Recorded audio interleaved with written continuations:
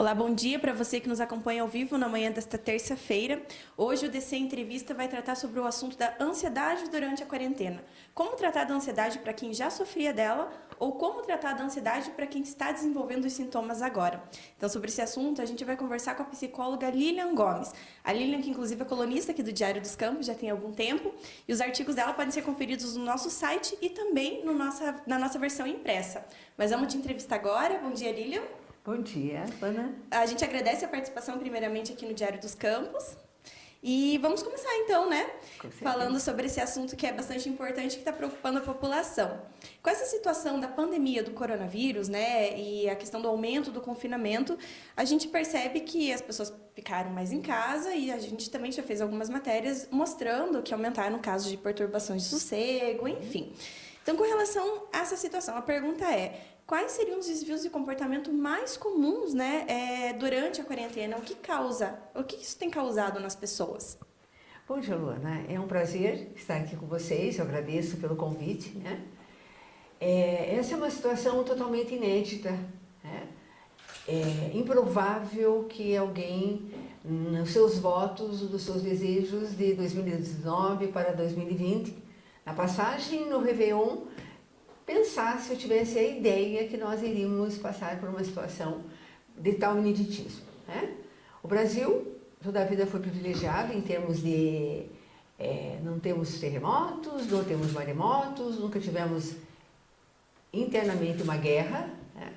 Porém, nós temos um inimigo invisível, né, que se instalou mundialmente e que chegou até nós. Então, as pessoas estão tendo as mais diversas reações, né? A primeira delas é a catastrofização. Então, o choque que a pessoa recebe, né, em saber que, em primeiro lugar, ela vai estar tolhida da sua liberdade. Nós perdemos a autonomia, nós perdemos o direito de tomar decisões, né, que nós tomamos dentro de um comportamento que era automático. Levantar, né, sair para o seu trabalho, para o seu lazer, para a sua academia. Então, tinha uma série de atividades que nós fazíamos normalmente no nosso dia a dia. Hoje, né, nós estamos tolhidas, né, e temos um limite da nossa liberdade.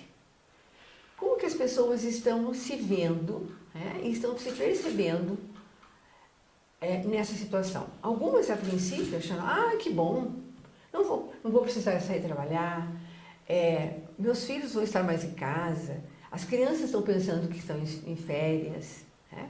Mas é um pensamento de uma situação distorcida da própria realidade. Então, quando se entra nessas questões de privação de liberdade, as pessoas se percebem, aí elas caem em si e se percebem que elas não determinam mais, né, as suas decisões. Elas não têm mais a liberdade da tomada de decisão. Está decidido já, está pronto e acabado. Nesse sentido, nós, humanidade, né, falando em termos de humanidade, vamos percebendo que nós vamos nos frustrando. E aí a frustração é que vai nos dando algum tipo de sentimento, né? E esse sentimento de tolimento da liberdade, de não podermos tomar decisões, não podemos ter a liberdade de sair, de ter contato com outras pessoas, de não dar continuidade aos projetos que temos em termos do trabalho, do lazer, do convívio com as pessoas, vão trazendo que a pessoa se volte mais para ela mesma. Até um certo tempo, primeira semana, a segunda, nós vamos nos envolvendo em outras atividades, né? Então, o importante, primeiro, é nós estabelecermos para nós mesmos qual é o conceito que nós estamos tendo, como que nós estamos avaliando o nosso lugar, o nosso papel perante essa situação tão calamitosa, né? Bom, e aí, a partir disso, perceber o que nós estamos sentindo, né? Se em algum momento nós estamos mais colocando no lugar daquelas atividades que eram externas, que nós tínhamos com relacionamentos externos a nós, né? Seja no trabalho, seja no lazer, seja com familiares, ou uma proposta, um projeto de viagem. Então, como que nós estamos lidando com essas frustrações? E o que nos causa lidar com essas frustrações, porque é um corte. Né? Que tipo de sentimento vem? Bom, eu já fiz tudo que eu programei, então eu vou estabelecer, em primeiro lugar, estabelecer uma certa rotina. Né? Então eu programei que eu vou fazer mais limpeza, eu vou organizar meus livros. Se eu estou fazendo uma pós-graduação, eu vou adiantar algum trabalho, eu vou estudar mais, ou então eu vou estabelecer uma rotina de lazer que eu não tinha, que eu era privada disso devido a tantos compromissos externos que eu tinha. Bom, já cumpri com aquilo que eu me programei. Aquilo ficou esgotado. Aí eu começo a me frustrar. O que mais que eu vou colocar no lugar? Então eu volto a cozinhar, eu volto a ler aquele livro que está lá na estante, que há muito tempo eu me programei para fazer isso. Não tinha tempo na minha agenda. Né? Eu volto a fazer minhas atividades físicas online. Né? Eu volto a me programar para assistir aquela série que um dia estava programada na minha agenda, mas nunca cabia na agenda. Né? Eu começo a me relacionar com as pessoas por via virtual. Porém, chega um momento que isso tudo está pronto e se esgota. E aí, nesta hora, a pessoa sente, né, uma sensação que ela ainda não consegue identificar.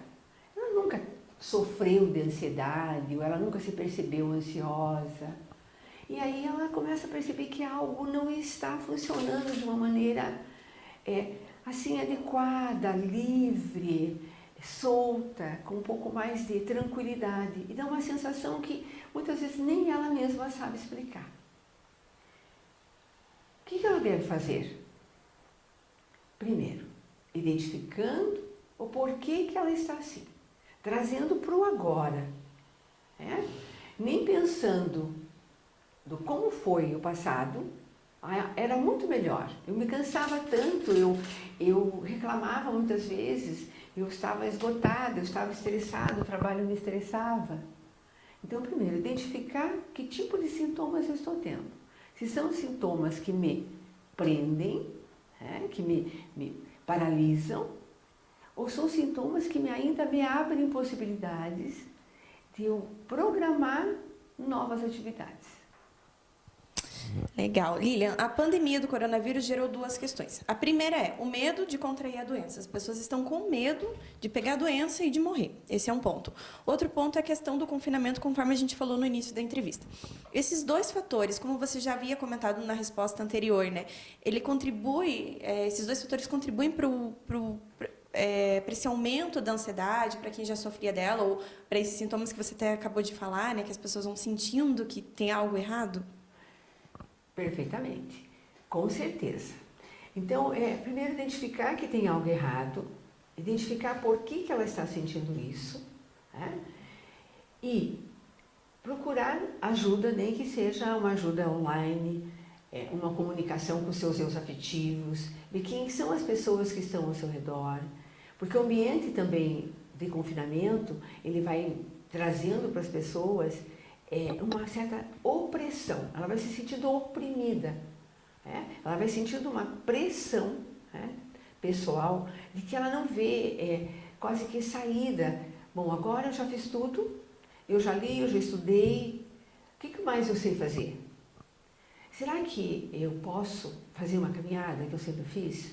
Será que eu posso sair, ter esse contato com o externo? Até que ponto eu tenho um limite para isso? E ver se é mais o grupo de risco ou não. Porque hoje também nós temos alguns estudos que nem sempre aquelas pessoas que foram caracterizadas como de grupo de risco, 60 anos em diante, são os que estão sendo mais atingidos. Não, pelo contrário, são os que estão se cuidando mais. E os de 30, 20 anos não estão levando tão a sério as medidas de isolamento social. Então, por isso que o índice de casos de acometimento do Covid-19 e também até de mortes está nessa faixa etária, o índice maior.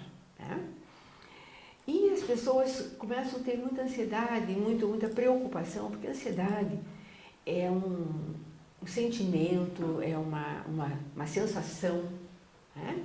É um sintoma que todos nós carregamos, porque também pela ansiedade nós temos proatividade, nós estabelecemos desejos, né? Eu gostaria de ter tal coisa, mas é uma ansiedade natural, uma ansiedade que é controlada. Porém, numa pandemia, a ansiedade pode se tornar patológica, porque é um medo que se estabelece na pessoa com relação ao futuro. Como será que vai ser nossa vida daqui para diante? Até agora nós vivemos de uma maneira. Como que nós vamos poder nos relacionar com as pessoas, considerando que essa pandemia está instalada? O vírus está aqui, o inimigo invisível. O medo de ser acometido pela doença, o medo de não dar conta, e ter que ter todo um esquema, toda uma estrutura que nós sabemos que em termos do nosso país já é falida, não vai dar conta se essa pandemia tomar um vulto muito grande. E também no sentido de que, qual é a busca? Se já faz terapia, continua com a terapia. Dialoga, coloca, se manifesta verbalmente e passa o que realmente está sentindo. Precisa externar, precisa tirar de dentro de si esse sentimento de pânico e esse sentimento de medo.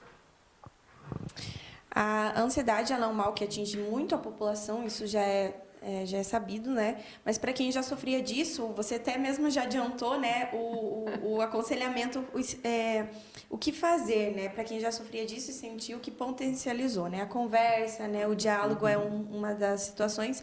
Mas, assim, o que se pode vir a piorar, o que fazer, né, além do diálogo? Ou para aquelas pessoas também que estão desenvolvendo os sintomas agora e não sabem como agir, né? Principalmente essas. Qual é o principal aconselhamento?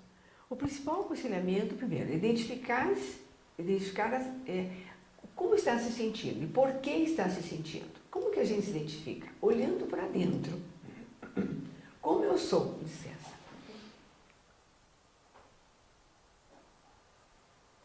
Porque muitas vezes a forma como nós já agíamos antes da pandemia se instalar, ela não se transforma totalmente, ela pode ser potencializada.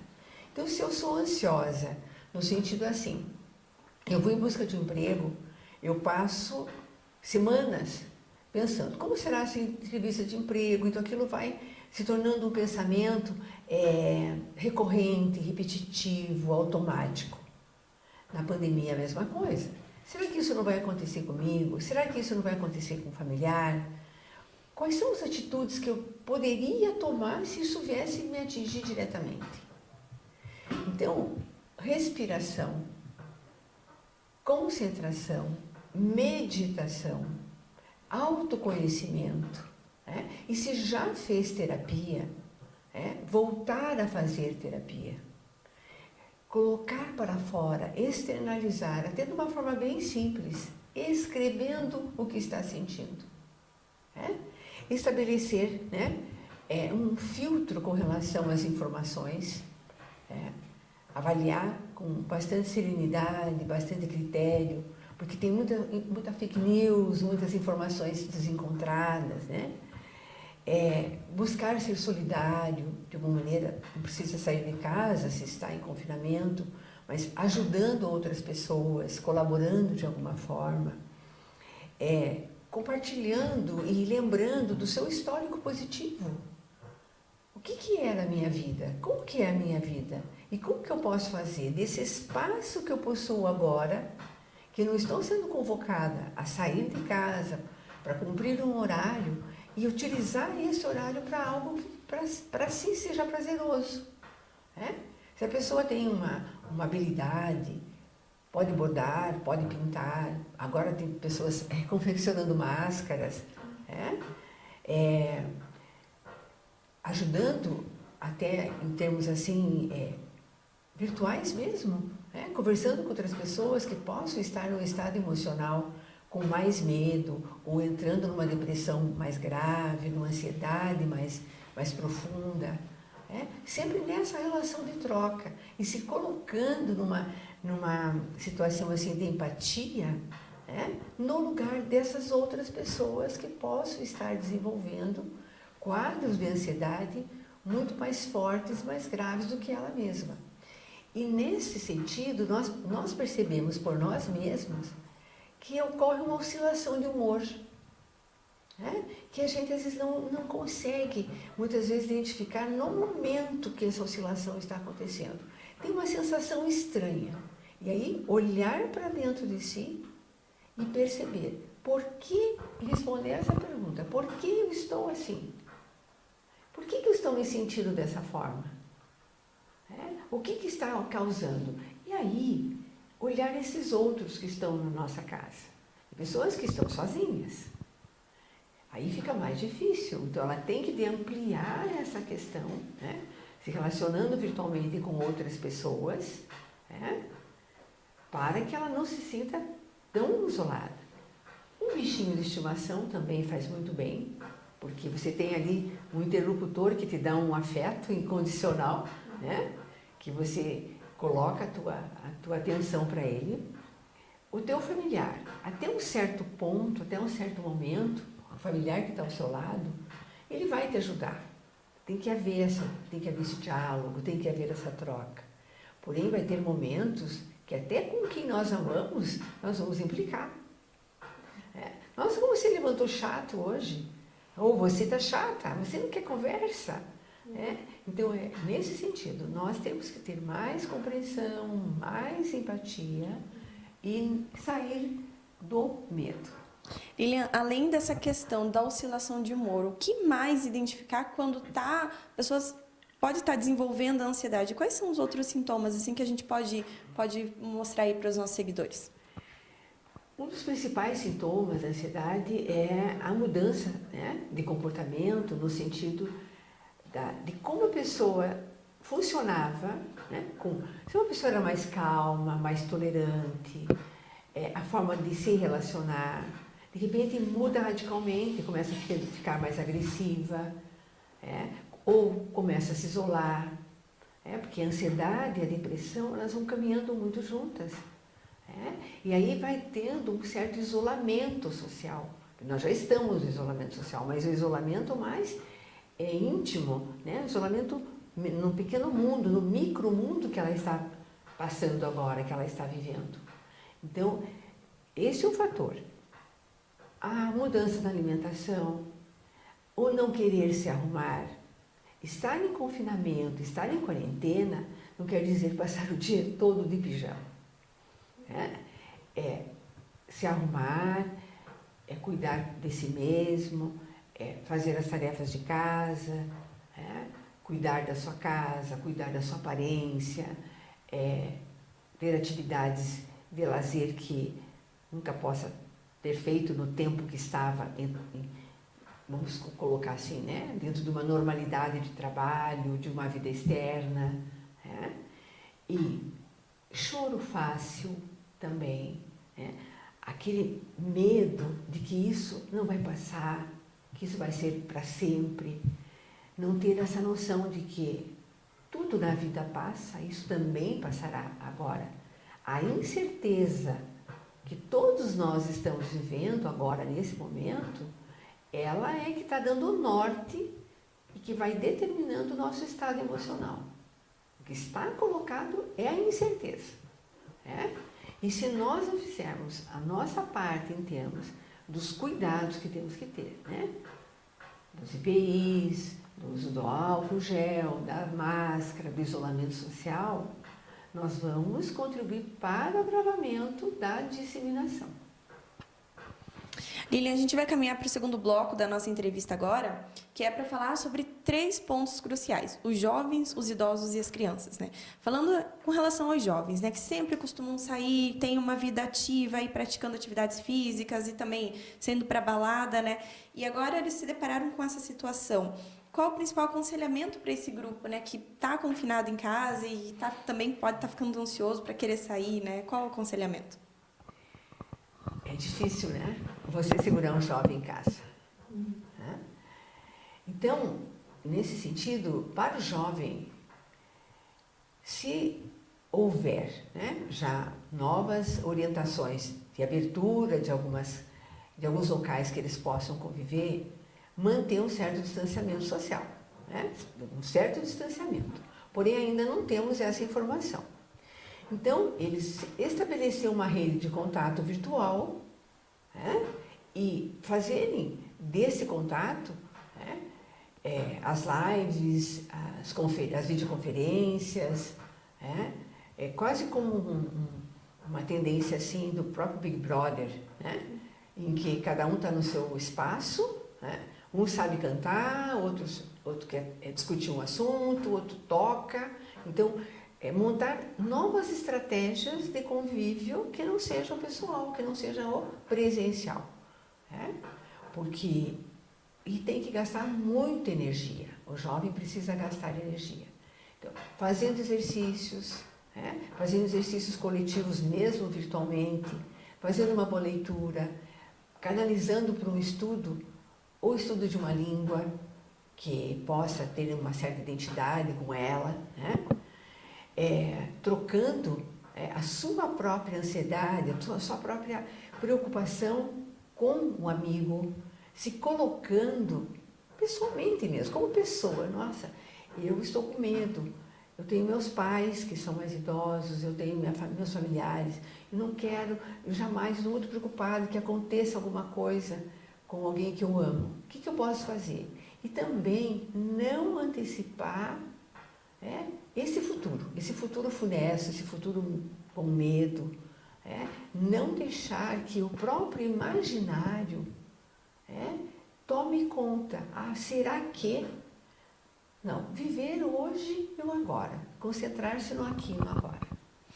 Com relação aos idosos também, que é um grupo de risco e eu também tenho avós que gostam de sair passear e agora estão confinados com medo e ao mesmo tempo gera aquela revolta que eles querem sair e também eles se sentem fragilizados e angustiados com a situação também de pegar a doença, né? Então, também o aconselhamento para esse grupo, né, que é também um grupo de risco que é bem preocupante.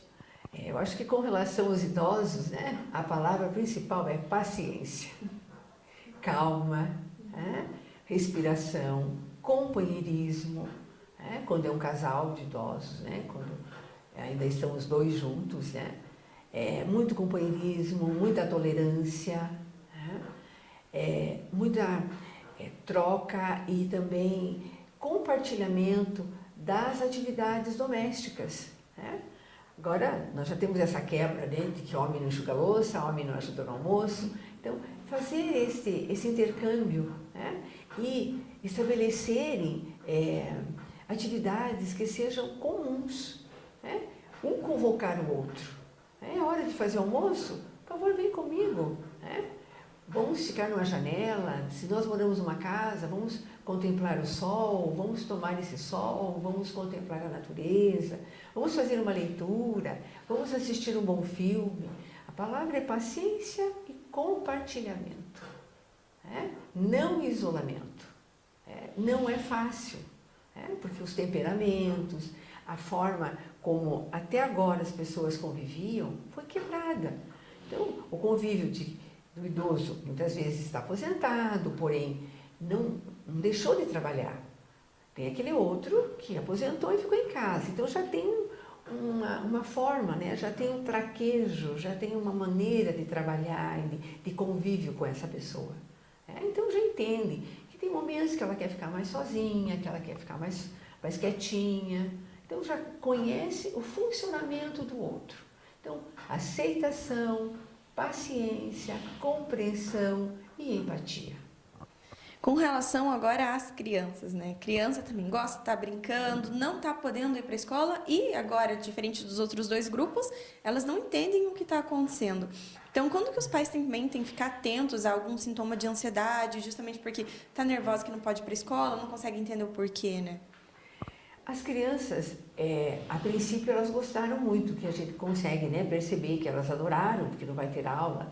Outras não, Você, não, mas como eu gosto tanto de ir para a escola, estou sentindo falta dos meus coleguinhas. Então, já teve, quando houve a obrigatoriedade do confinamento, que as escolas pararam, né, do funcionamento coletivo, né, muitas crianças gostaram, outras nem tanto. E aí, na primeira, segunda, terceira semana, houve uma possibilidade, né, que as crianças fizessem outras coisas. Então, elas se sentiam em férias mesmo, né? E o que os pais devem perceber? Estar bastante atentos. Quando a criança se isola, né, quando a criança apresenta, assim, dificuldade de sono, né, dificuldade de alimentação, e muda o comportamento no sentido da relação com os pais ou com os irmãos. Né? Se tornam mais agressivas, sem paciência, chorando muito. Então, os pais têm que envolver essas crianças em brincadeiras, mas brincadeiras e atividades bem lúdicas, em que elas não fiquem passivas perante a brincadeira ou a atividade.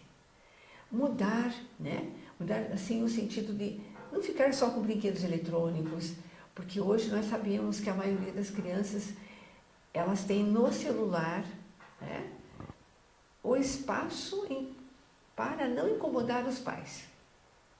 O celular, as brincadeiras, os joguinhos podem ser utilizados, desde que haja um patrulhamento, um controle desses pais, né, para saber o que estão vendo, o que estão jogando, que tipo de atividades aparece naqueles jogos, né, para que não aumente esse nível de ansiedade e essa agressividade na criança.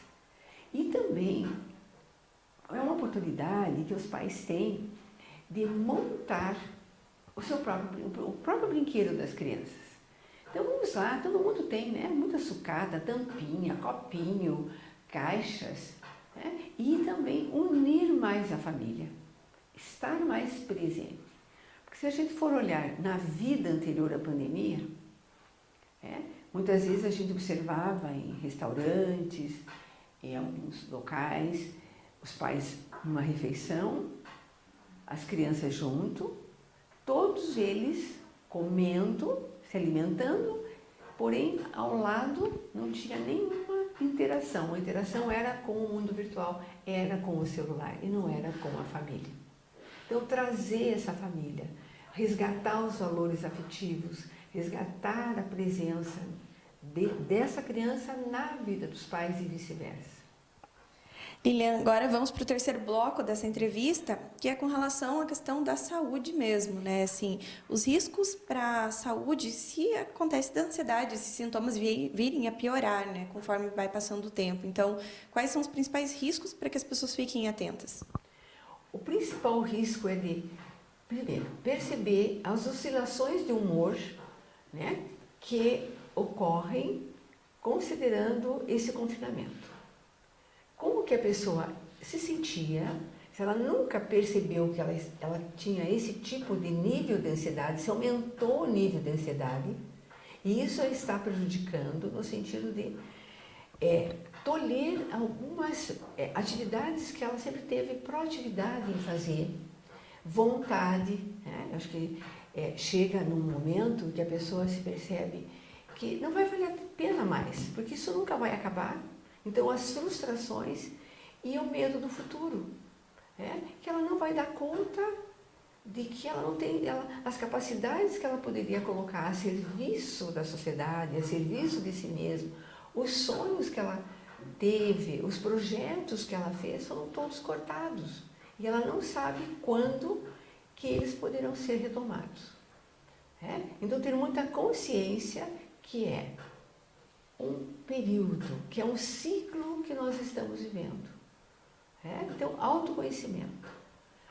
Segundo, melhoria de qualidade de vida, fazer deste momento que nós estamos tendo o melhor possível. Com frustrações, sim, porém, avaliando como que essas frustrações poderão trazer para nós um crescimento enquanto pessoa. E perceber quais são os reais valores da vida. Esta situação, assim eu espero, ela é uma grande oportunidade para as pessoas perceberem o quanto nós não estamos mais sentindo, tendo a percepção de mundo, sentindo como é que tem uma vida que acontece aqui do nosso lado, que independe do nosso controle. Ela se faz sozinha. Então, se humanizando mais, sendo mais solidária, ajudando o outro, enxergando esse outro que está do nosso lado, compreendendo e aceitando, porém, aceitação não quer dizer que você concorde, porém respeitando. Eu acho que a palavra também muito importante nesse momento, além da empatia, é o respeito. A questão do uso de medicamentos, quando que é aconselhado, né? Já nessa fase inicial, quando que a pessoa precisa mesmo tomar medicamento para ansiedade? Se ela já toma, não parar com o seu tratamento. Se ela já tem crise, já tem um processo de nível de ansiedade, ela não parar com o seu tratamento. Quando a ansiedade, ela vai tolhendo, ela vai fazendo com que a pessoa se sinta de uma maneira em que ela não tem força de vontade, ou ela está tendo reações muito intempestivas, muito agressivas, então ela precisa procurar um tratamento psicoterápico ou também psiquiátrico, porque o psicólogo, ele não medica. Então, vai a um tratamento médico e tem que se colocar em que nível de ansiedade a pessoa se encontra, ela não dá conta mais da sua vida. Os pensamentos automáticos são tão grandes em termos da catastrofização, do medo, do receio, de que isso nunca vai passar, que isso pode acontecer com ela. Ela fica chocada com o número de mortes, as informações são muito grandes e ela tem um medo muito grande, que está tirando até a capacidade de raciocínio lógico, sai da racionalidade. Então, ela precisa ser medicada para fazer o autocontrole desta sensação que ela está tendo. E agora, para a gente finalizar, quando que é aconselhado que as pessoas procurem por um psicólogo, né? Quando que quando que os sintomas começam a aparecer? Tipo, quando que é aconselhado para que procure por um tratamento mesmo, de aconselhamento principalmente? Principalmente quando a pessoa sozinha, ela não dá conta de dar as próprias respostas. Ela não sabe por quê, ela não consegue identificar o porquê que ela está se sentindo daquela maneira. Então, por exemplo, a pessoa sente que ela não tem vontade de mais nada. Eu não quero mais tomar banho, eu não quero me relacionar com ninguém, eu não quero conversar com ninguém, eu não quero que ninguém me veja. Eu não vou nem conversar com meu filho que mora ali na outra cidade virtualmente. Quando ela quer ficar isolada. Este é um grande marcador, que a gente chama até de gatilho. É o gatilho para a busca de uma psicoterapia, porque na psicoterapia ela vai ter a oportunidade de se colocar sem nenhuma censura, sem nenhum julgamento. Ela vai ter que ser ela mesma para ela receber essa ajuda. Legal. Lília, agora a gente vai abrir espaço para algumas perguntas aqui de alguns seguidores que acompanharam nossa live até o final. Primeiro, a gente tem a pergunta da Cláudia Oliveira. A ansiedade, ela tem relação com a qualidade do sono? Com certeza.